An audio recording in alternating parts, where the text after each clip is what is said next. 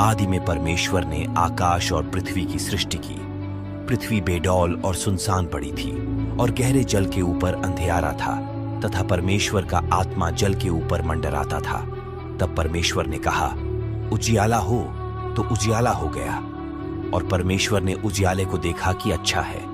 और परमेश्वर ने उजियाले को अंधियारे से अलग किया। और परमेश्वर ने उजियाले को दिन और अंधियारे को रात कहा। तथा सांझ हुई, फिर भोर हुआ। इस प्रकार पहला दिन हो गया। फिर परमेश्वर ने कहा, जल के बीच एक ऐसा अंतर हो कि जल दो भाग हो जाए। तब परमेश्वर ने एक अंतर करके उसके नीचे के जल और उसके ऊपर के जल को अलग अलग किया, और वैसा ही हो गया। और परमेश्वर ने उस अंतर को आकाश कहा। तथा सांझ हुई, फिर भोर हुआ। इस प्रकार दूसरा दिन हो गया। फिर परमेश्वर ने कहा, आकाश के नीचे का जल एक स्थान में इकट्ठा हो जाए और सूखी भूमि दिखाई दे। और वैसा ही हो गया। और परमेश्वर ने सूखी भूमि को पृथ्वी कहा, तथा जो जल इकट्ठा हुआ उसको उसने समुद्र कहा। और परमेश्वर ने देखा कि अच्छा है। फिर परमेश्वर ने कहा, पृथ्वी से हरी घास तथा बीज वाले छोटे छोटे पेड़ और फलदायी वृक्ष भी, जिनके बीज उन्हीं में एक एक की जाति के अनुसार होते हैं, पृथ्वी पर उगे। और वैसा ही हो गया। इस प्रकार पृथ्वी से हरी घास और छोटे छोटे पेड़, जिनमें अपनी अपनी जाति के अनुसार बीज होता है, और फलदायी वृक्ष, जिनके बीज एक एक की जाति के अनुसार उन्हीं में होते हैं, उगे। और परमेश्वर ने देखा कि अच्छा है। तथा सांझ हुई, फिर भोर हुआ।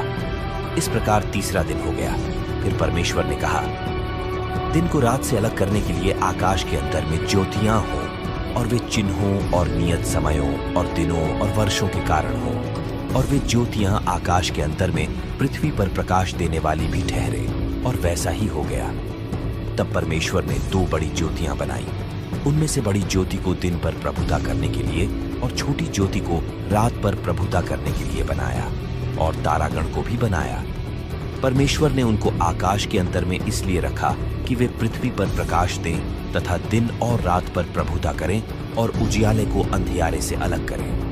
और परमेश्वर ने देखा कि अच्छा है। तथा सांझ हुई, फिर भोर हुआ। इस प्रकार चौथा दिन हो गया।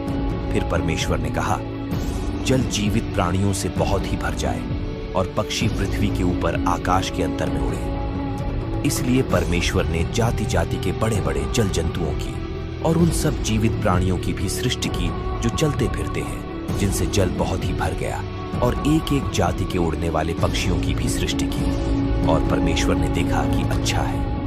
परमेश्वर ने यह कहकर उनको आशीष दी, फूलो फलो और समुद्र के जल में भर जाओ और पक्षी पृथ्वी पर बढ़े। तथा सांझ हुई, फिर भोर हुआ। इस प्रकार पांचवां दिन हो गया।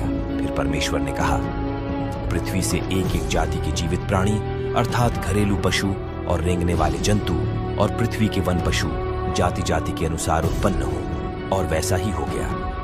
इस प्रकार परमेश्वर ने पृथ्वी के जाति जाति के वन पशुओं को और जाति जाति के घरेलू पशुओं को और जाति जाति के भूमि पर सब रेंगने वाले जंतुओं को बनाया। और परमेश्वर ने देखा कि अच्छा है। फिर परमेश्वर ने कहा, हम मनुष्य को अपने स्वरूप के अनुसार अपनी समानता में बनाएं।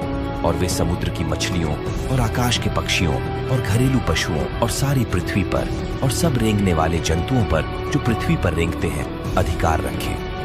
तब परमेश्वर ने अपने स्वरूप में मनुष्य को रचा। अपने ही स्वरूप में परमेश्वर ने मनुष्य की रचना की। नर और नारी के रूप में उसने मनुष्यों की सृष्टि की।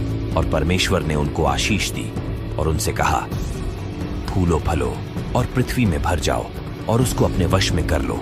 और समुद्र की मछलियों तथा आकाश के पक्षियों और पृथ्वी पर रेंगने वाले सब जंतुओं पर अधिकार रखो। फिर परमेश्वर ने उनसे कहा, सुनो, जितने बीज वाले छोटे छोटे पेड़ सारी पृथ्वी के ऊपर हैं और जितने वृक्षों में बीज वाले फल होते हैं, वे सब मैंने तुमको दिए हैं। वे तुम्हारे भोजन के लिए हैं। और जितने पृथ्वी के पशु और आकाश के पक्षी और पृथ्वी पर रेंगने वाले जंतु हैं, जिनमें जीवन का प्राण है, उन सब के खाने के लिए मैंने सब हरे हरे छोटे पेड़ दिए हैं। और वैसा ही हो गया। तब परमेश्वर ने जो कुछ बनाया था सबको देखा, तो क्या देखा कि वह बहुत ही अच्छा है। तथा सांझ हुई, फिर भोर हुआ। इस प्रकार छठवां दिन हो गया।